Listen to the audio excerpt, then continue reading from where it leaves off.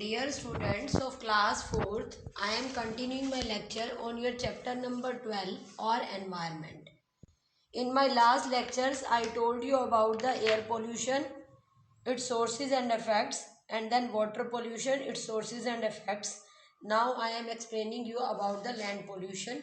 What is land pollution? What are its causes and what are its effects? Land pollution. Land pollution is the habitat of human beings and many other plant and animals. Forests are not only the home for many animals but also provide us many useful products. Garbage is buried into the soil that leads to land pollution. There are several other causes of land pollution. देखो हम जैसे human beings हैं और other animals है ना, like cat, rat, dog और बहुत सारे अर्थवॉर्म्स, प्लांट्स, इन सब का जो हैबिटेट है दैट इज लैंड. हम सब लैंड पे रहते हैं, इसलिए हम अपने आप को टेरेस्ट्रियल एनिमल भी बोल सकते हैं. ठीक है, we are all living on land. तो forest are not only the home for many animal but also provide us many useful products. अब फॉरेस्ट की बात करें तो फॉरेस्ट हमारे लिए बहुत इंपॉर्टेंट है, क्योंकि एक तो ये बहुत सारे एनिमल्स का होम है. ठीक है, जो अपने नेचुरल एनवायरनमेंट के अंदर रहना पसंद करते हैं एनिमल्स, बड़े बड़े एनिमल्स, वाइल्ड एनिमल्स, उनका जो होम है वो फॉरेस्ट है. और हम लोग भी फॉरेस्ट से बहुत सारे यूजफुल प्रोडक्ट ऑब्टेन करते हैं. ठीक है, तो इस तरह से जितनी भी हमारी मेडिसिन्स वगैरह हैं वो सब प्लांट्स के ही एक्सट्रैक्ट से बनती हैं. उसके अलावा वुड वगैरह हो गई, और भी बहुत सारी चीज़ें हो गई, गम हो गया, पेपर हो गया. ठीक है, they are obtained from the forest. Garbage is buried into the soil that leads to land pollution. अब हम लोग क्या करते हैं, जो भी हमारा गार्बेज वगैरह होता है, ज़्यादा गंदगी वगैरह होती है, उसे हम गड्ढा खोद के पिट बना के उसे उसके अंदर अपना गार्बेज जो है वो बरी कर देती है. अब ये सारी चीज़ें जो हैं वो लैंड पोल्यूशन को क्रिएट करती हैं. और भी बहुत सारे सेवरल कॉजेज हैं that lead to land pollution. तो लैंड पोल्यूशन क्या है, जब हम अपने किसी भी गार्बेज को, अपने किसी भी हार्मफुल सब्सटेंस को लैंड में ऐड कर देते हैं, तो that added to land pollution. तो उससे लैंड पोल्यूशन होता है. What are the causes of land pollution? Land pollution की क्या क्या कॉजेज हैं?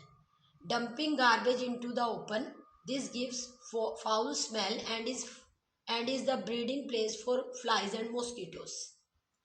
अब देखो, जब भी हम गार्बेज को ओपन में फेंकते हैं, आप अपने घर से बाहर निकलते होगे, अपनी लेन में हो, अगर गली में भी हो, या थोड़ा इधर उधर जागते हो, तो देखते होगे कि बाहर गार्बेज जो है आपको फैला हुआ ओपनली दिख जाता है. तो जो हम ये गार्बेज ओपन में डंप करते हैं, ओपन में फेंकते हैं, ये एक तो फाउल स्मेल क्रिएट करता है, गंदी स्मेल. ठीक है, और साथ में ये जो प्लेस है ये ब्रीडिंग ग्राउंड बन जाता है for flies and mosquitoes. Mosquitoes वगैरह जो है, फ्लाइज वगैरह जो है, वो कहाँ पर अपने आप को ग्रो करते हैं? वो गंदगी में ही करते हैं, उन्हें गंदगी में ही रहना पसंद होता है. ठीक है, तो they breed means they give birth to new ones. ठीक है, वो यहीं पर ये अपने नए क्रिएट करते हैं. तो इस तरह से वो ब्रीडिंग ग्राउंड बन जाता है फॉर फ्लाइज एंड मॉस्किटोज, जो हमारे लिए प्रॉब्लम क्रिएट करता है.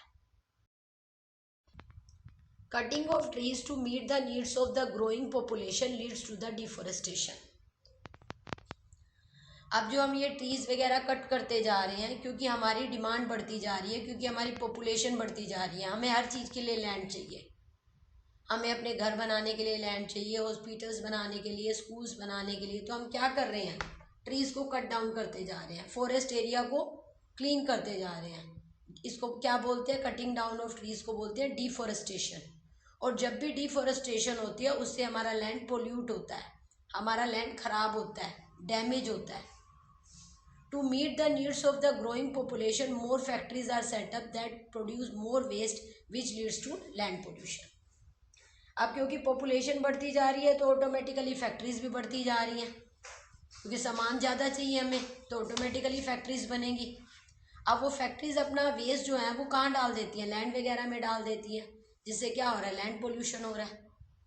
तो स्लाइड की फ़ोटो में देखो, फॉरेस्ट कट डाउन होते हुए दिखाए हुए हैं. ठीक है। तो हम इस एरिया को क्लीन डाउन करके अपनी फैक्ट्री सेटअप कर रहे हैं, स्कूल सेटअप कर रहे हैं, होम बना रहे हैं, ठीक है, और फैक्ट्रीज वगैरह बना रहे हैं। और ये फैक्ट्रीज अपना वेस्ट कहाँ डाल रही है? लैंड में डाल रही हैं। तो ट्रीज कट डाउन होने से तो प्रॉब्लम क्रिएट हो ही रही है, साथ में ये जो अपना गंदगी है, जो अपने वेस्ट मटेरियल है, वो भी हम कहाँ डाल रहे हैं? लैंड में डाल रहे हैं। तो that all lead to land pollution. What are the effects of land pollution? अब लैंड पोल्यूशन होने की वजह से जो जो इफेक्ट्स क्रिएट हो रहे हैं, first, because of the deforestation animals from forest move towards villages in search of food and shelter. अब जैसे जैसे डिफॉरेस्टेशन बढ़ता जा रहा है, उससे क्या हो रहा है? एनिमल्स जो है वो फॉरेस्ट में से निकल के कहाँ जाएंगे? विलेजेस की तरफ जाएंगे इन search of food and shelter. भाई जो अब आप देखते हो कि आपके घर के आसपास कितने मंकीज दिख जाते होंगे। पहले ये सारे मंकीज कहाँ होते थे? फॉरेस्ट में होते थे। लेकिन अब उनको जब जगह नहीं मिलेगी तो ऑटोमेटिकली फॉरेस्ट तो कट डाउन कर दिया हमने, तो वो विलेजेस में, सिटीज में जहाँ पर स्पेस मिलेगा दे मूव फॉरवर्ड, क्योंकि उन्हें भी खाना चाहिए, इन सर्च ऑफ फूड और शेल्टर, रहने के लिए जगह चाहिए। Deforestation leads to an increase in air pollution. जैसे जैसे डिफॉरेस्टेशन बढ़ता जा रहा है, कटिंग डाउन ऑफ ट्रीज बढ़ती जा रही है, उससे एयर पोल्यूशन भी बढ़ रहा है। और excessive cutting of trees also leads to soil erosion. और क्योंकि ट्रीज कट डाउन होते जा रहे हैं, तो उससे क्या होगा? जो ऊपर की टॉप सॉइल है वो डैमेज हो जाती है, क्योंकि टॉप सॉइल जब लूज हो जाती है, जब हम ट्रीज का काम क्या होता है? सॉइल को बाइंड अप करके रखना, क्योंकि जो ट्रीज की रूट्स होती हैं वो दूर दूर तक सॉइल के अंदर फैली हुई होती हैं। अब वो रूट्स का काम होता है सॉइल को बाइंड अप करके रखना, उसे बांध के रखना। लेकिन जब ट्री कट डाउन हो जाएगा, उसकी जड़ खत्म हो जाएगी, तो ऑटोमेटिकली वो जो टॉप सॉइल है वो लूज हो जाएगी। और टॉप सॉइल जब लूज हो जाती है तो rain water washes away the soil. तो ये रेन वाटर, बारिश का पानी जो है वो ऊपर की टॉप सॉइल को अपने साथ बहा के ले जाता है। इसी को ही हम क्या बोलते हैं? सॉइल इरोजन बोलते हैं। विंड चली, हवा चली, वो भी अपने साथ टॉप सॉइल को बहा के ले गई, क्योंकि वो बाइंड अप सॉइल तो है ही नहीं। तो उससे क्या होता है? Topmost layer of soil when washes away, this leads to soil erosion, and soil erosion leads to damage of the soil. This reduces the fertility of soil and makes it unfit for further cultivation. अब जब एक बार soil की fertility reduce हो जाती है, कम हो जाती है, क्योंकि सॉइल ऊपर की टॉप सॉइल तो रिमूव हो चुकी है। जब ऊपर की टॉप सॉइल रिमूव हो जाती है तो वो सॉइल जो होती है वो इनफर्टाइल हो जाती है, उसमें कोई भी कल्टीवेशन जो है वो पॉसिबल नहीं होती। It makes it unfit for further cultivation. उसके बाद उसके ऊपर उपज नहीं हो सकती, क्रॉप ग्रो नहीं हो सकती, कोई भी ट्री ग्रो नहीं हो सकता, क्योंकि ट्रीज को भी क्या चाहिए? मिनरल्स चाहिए ग्रो करने के लिए। और टॉप सॉइल रिमूव हो जाने से सारे मिनरल, सारा ह्यूमस खत्म हो जाता है। पॉल्यूटेंट्स फ्रॉम द लैंड सीप through the soil and enter the ground. जो भी पॉल्यूटेंट हम लैंड के ऊपर डालते हैं, धीरे धीरे वो लैंड जो है वो सीप आउट करती है उसको सॉइल के अंदर डीप में, जिससे क्या होता है? जो अंडरग्राउंड वाटर होता है वो भी पॉल्यूट होता जा रहा है, क्योंकि जो गंदगी हम लैंड में डाल रहे हैं वो लैंड में से गंदगी कहाँ जा रही है? डीप इनटू द सॉइल जा रही है। और सॉइल के नीचे क्या है? हमारे अंडरग्राउंड वाटर क्या है? ठीक है, जिसको हम यूज़ करते हैं फॉर ड्रिंकिंग पर्पसेज, फॉर हम उसे जब निकालते हैं वेल वगैरह खोद के या फिर किसी भी मेथड से, ठीक है, तो उसमें जो पानी है, जो नीचे का पानी होगा, वो भी लैंड में जो गंदगी है उससे वो अंडरग्राउंड वाटर जो है, ग्राउंड वाटर लेवल जो है वो भी पोल्यूट होता जा रहा है। My lecture is over and you have to prepare it well by listening it 2 to 3 times, and also have written practice. If any problem occur, you may write on WhatsApp. Okay, thank you.